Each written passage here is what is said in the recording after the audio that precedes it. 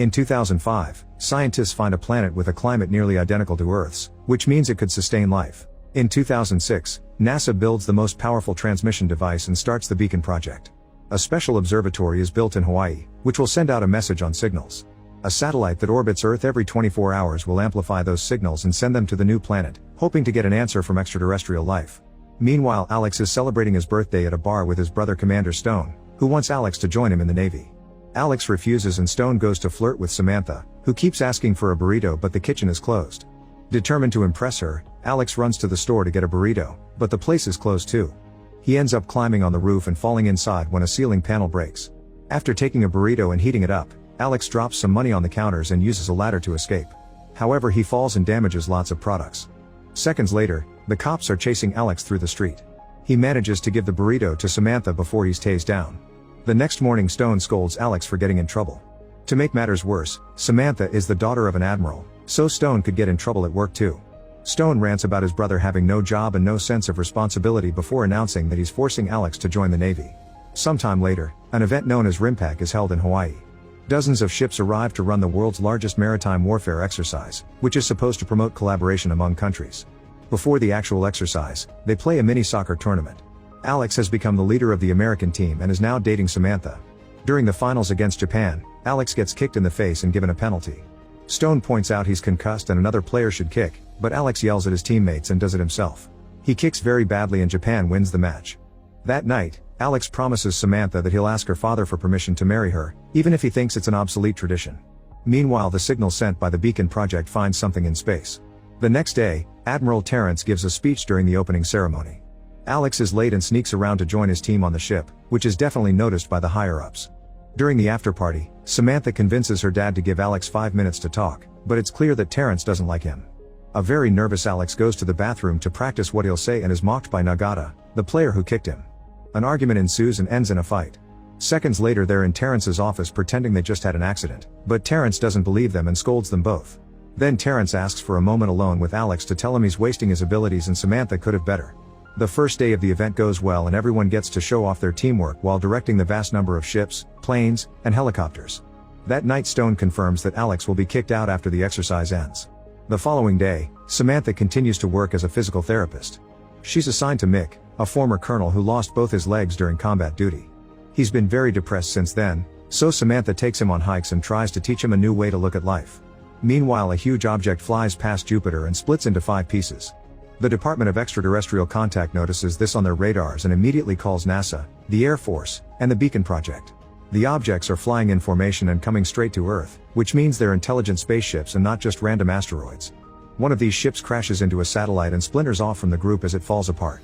The 4 spaceships fall in the Pacific Ocean, which is seen by Samantha and Mick from the hills. The broken ship crashes into Hong Kong, destroying multiple buildings and killing thousands of people in the process. The falling debris kills thousands more as they try to run away. Soon the technicians confirm that the ships came from the new planet, which means they're responding to the signals sent by humans. All the ships in Hawaii pause the exercise and start searching for the ships in the ocean, although they don't appear on their radars. Chinese scientists sample the broken ship and discover it's made of an unknown material. Its grid patterns appear to be a communication unit. A few hours later, the ships in Hawaii see something strange on the water, but it still doesn't show up on their radars. A boat approaches the spaceship and tries to make contact, but they get no answer. Alex jumps on the metal and nothing happens, so he then tries to touch the main structure, only for an electric shock to send him flying. While Cora rushes to rescue him, the spaceship charges some energy and shoots 2 beams into the sky. This creates a force field around the area, trapping half of the fleet inside. Those inside the field can't communicate with the outside world and their radars start failing. A fighter jet tries to fly through the force field and explodes on contact. Suddenly the spaceships come out of the water, proving to be huge and very advanced. When Stone sounds his ship's horn as a warning, a spaceship responds with a powerful shockwave that breaks every window and hurts people's ears. Then the Navy shoots a warning missile that causes no damage. The alien ship responds with missiles of its own, so the soldiers start shooting to destroy them in the air. Unfortunately, a missile still lands on a ship and explodes, causing severe damage and killing a few men. On the boat, the team moves around the spaceship with open fire while dodging the attacks coming after them. Stone orders fire from the main ship too, but their locking systems are broken because of the shockwave and the attack isn't very effective. The spaceship shoots back at them and once again, the soldiers can't stop every missile. One explodes on the ship, killing several men and making a hole that floods the hull. A desperate Stone orders his men to keep up the fire, but the enemy retaliates with a bigger attack and the entire ship explodes. After watching his brother die, Alex sends the boat back to the fleet. He learns that all the superior officers died during the attack, so he's the next full senior and therefore in charge. Eager for revenge, Alex tells the crew to get ready for a full attack. On the Japanese ship, Nagata orders his men to provide backup. The aliens immediately shoot back and disable Nagata's ship with a big explosion. Alex wants to keep fighting but his crew makes him see reason, so they turn around the ship and go to rescue the Japanese soldiers from their sinking vessel. In the absence of a threat, the spaceship puts away its cannons. However, the main alien structure charges again and sends out a bunch of shredding machines together with a smaller aircraft. 2 shredders land on Hawaii's military base, destroying every building, jet, and helicopter on their path. Another shredder lands in town, interrupting a baseball game. It stops in front of a child but ignores it. Instead it goes after other machines and structures like bridges, causing cars to fall into an abyss. On the hills, Mick and Samantha see the smaller aircraft fly by. The police finds them and tell them to leave the area, but Mick stays because he wants to see the aliens. The aircraft lands next to the observatory and the pilot comes out to analyze the structure. When the police cars appear on the road, a strong shockwave stops them and the pilot attacks them. While rescuing the Japanese men, the crew finds the alien pilot who fell from the satellite crash. They remove the helmet to take a closer look, only for the alien to wake up and grab Alex's face. This makes him see a vision of these aliens attacking and conquering tons of planets around the universe. Suddenly an explosion hits the wall and knocks everyone down. Through the hole in the wall, alien soldiers enter the ship and take their pilot before leaving. Alex hears on the radio that 2 men went down in another sector, which means an alien stayed behind for sabotage. The ship is locked down and a search begins. When a soldier takes the stairs, he's suddenly pulled up and thrown across the corridor. In the room with the weapon systems, the door is suddenly kicked off and the alien comes down. It ignores the technician and proceeds to scan the weapons. When the man tries to stop it, the alien easily throws him at the wall. Then the technician starts attacking the alien with a tool, only to be easily overpowered and thrown again. At that moment Alex comes in with open fire, but his bullets do nothing to the armor. While the alien is busy attacking him, Cora appears behind it and also starts shooting with multiple weapons.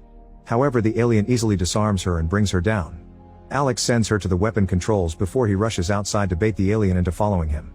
Cora moves the cannon and Alex jumps to hide over the railing as the shot finally kills their enemy. On the hills, Mick and Samantha find the destroyed police cars. After Samantha takes the keys from a body, the duo sees the aliens coming and rushes to hide. Thankfully the aliens think the noises came from the horses and leave. Then Mick gathers some weapons while Samantha tries to use the radio from the only standing car. Suddenly they're approached by Cal, the employee from the observatory. He explains the aliens took over the building and are trying to use Earth's satellites to re-establish communications with their home planet, since their comms vessel was the one that crashed. If they're successful, a whole extraterrestrial army will come to Earth. Meanwhile, the media finally receives authorization from the government to announce that aliens are invading and various leaders tell people to stay calm.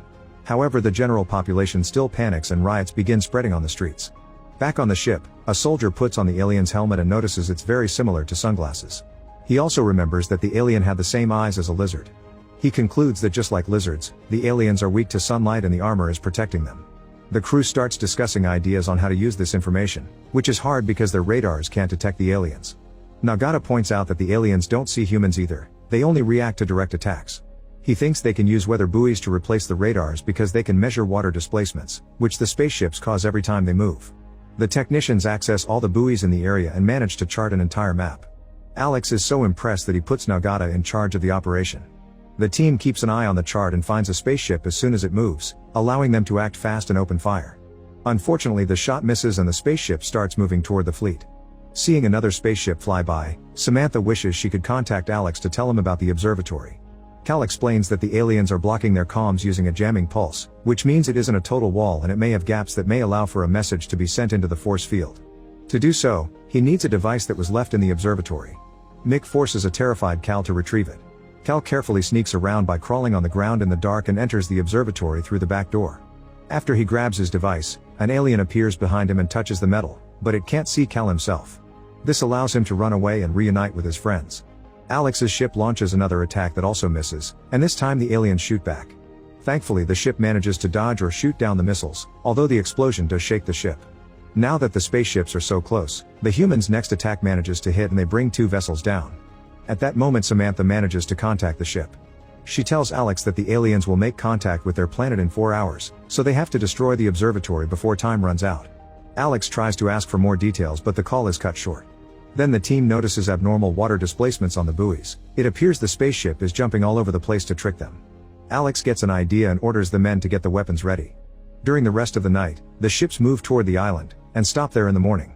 When the spaceship approaches them, they wait for the sun to rise and open fire to break the windows.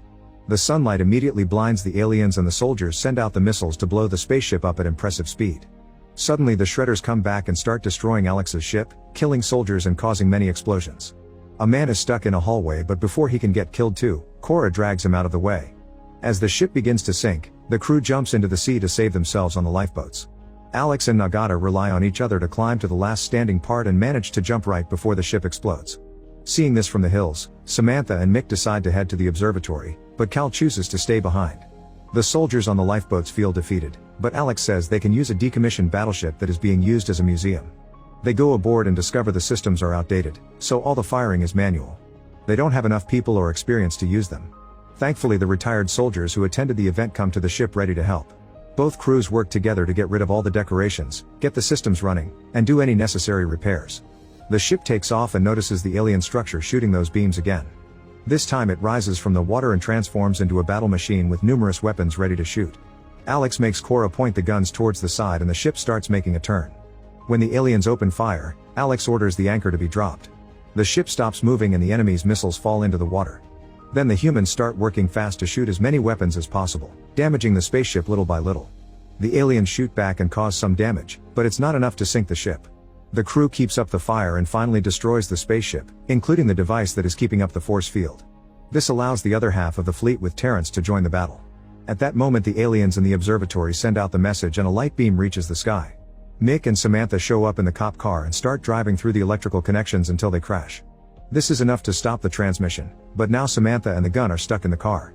When an alien approaches, Mick tackles it and starts a fight.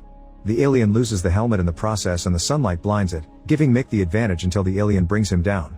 When the creature is about to kill him, Cal reappears and hits it with his device.